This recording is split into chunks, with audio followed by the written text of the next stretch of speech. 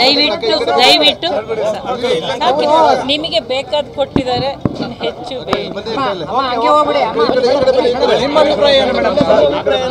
ರಾಜಕೀಯಕ್ಕೆ ಬರಬೇಕಾ ಬೇಡ ಅಂತ ನೀವೇನು ಸಲಹೆ ಕೊಡ್ತೀರಿ ಮೇಡಮ್ ಅಂತ?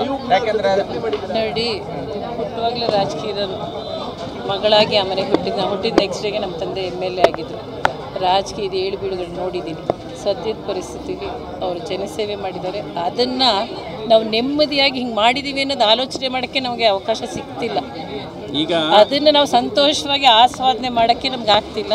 ಪದೇ ಪದೇ ಹೊರಗಡೆಯಿಂದ ಒತ್ತಡಗಳು ಸಾಧನೆ ಮಾಡಿರೋದೇ ಇವತ್ತು ಸಮಸ್ಯೆ ಆಗಿದೆ.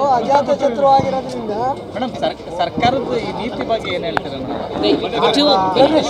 ಇನ್ನೂ ನಮ್ಗೆ ಅದರದ್ದು ಮೆಸೇಜ್ ಇಲ್ಲ. ನಾವು ಅದ್ರ ಬಗ್ಗೆ ಮಾತಾಡೋದು ತಪ್ಪಾಗಿದೆ. ಪ್ರಸ್ತುತ ಈಗ ಮಾತಾಡೋದು ಇನ್ನೂ ನಮ್ಗೆ ಹೇಳೋದು ತಪ್ಪು.